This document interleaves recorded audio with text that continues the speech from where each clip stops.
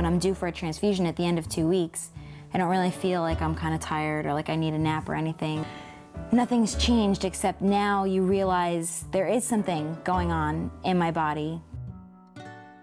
I may feel perfectly normal, but I'm not, and that sort of gets a little scary.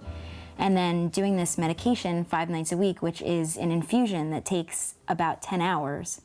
So it's just a big fat inconvenience at the age of 23 years old.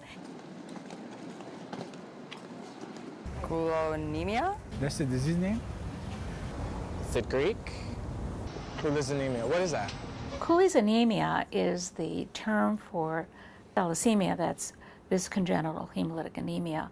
What's classical about all of the thalassemias is that they're characterized by a small red blood cell. I found out that Alicia had Thalassaemia when she was about 8 months old. She became kind of listless and yellow to orange in color. The pediatrician sent us to a hematologist, and the hematologist had very outdated information. He told us that she would not live past the age of 16. She'd be physically disfigured, facially disfigured especially. Every patient who visits a physician will have a general blood count done. And there is one particular number that is referred to as the mean corpuscular volume. It's abbreviated MCV. And if that number is less than 80, that individual could possibly carry thalassemia trait.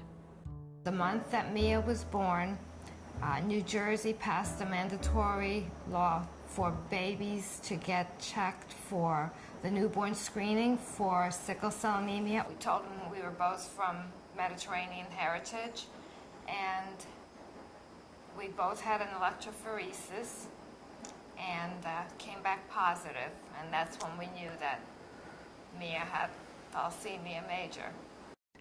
Thalassemia major and thalassemia intermedia are inherited.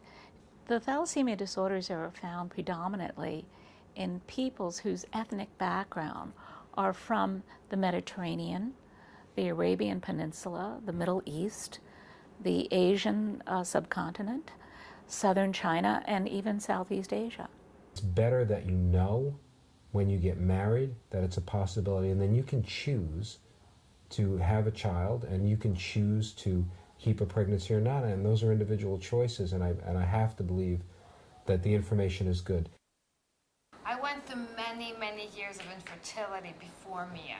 I didn't think I would have any kids, and while we were in the process of finding out what was wrong with Mia, I wound up pregnant with Marcy. Thank God Marcy was healthy, and not only was she healthy, but later on we found out she was a perfect match for Mia. The use of bone marrow transplants is a wonderful way to cure this. It's the only way to cure this disease now, if it exists. And I think we're going to get to a point pretty soon where we can do less than perfect bone marrow transplants. It's already kind of there. When Alicia was a baby and we all tested to see if we were a match, I'm not sure I would have pulled the trigger then, because the mortality incidence was somewhere at that time, if I remember right, maybe 3 or 4%. We almost lost Mia at one point. She went into septic shock, and it was touch and go. But we took a chance because they said that she can lead a normal life, and that's what we were aiming for.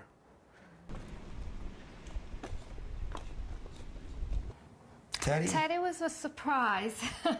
While we were preparing for our Mia's bone marrow transplant, I found I was pregnant with Teddy.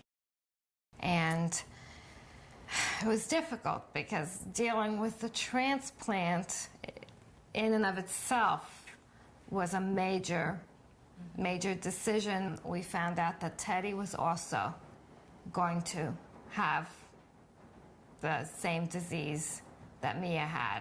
And when we found out that Marcy was also a perfect match for him, how could I not give him the same chance that I gave his older sister?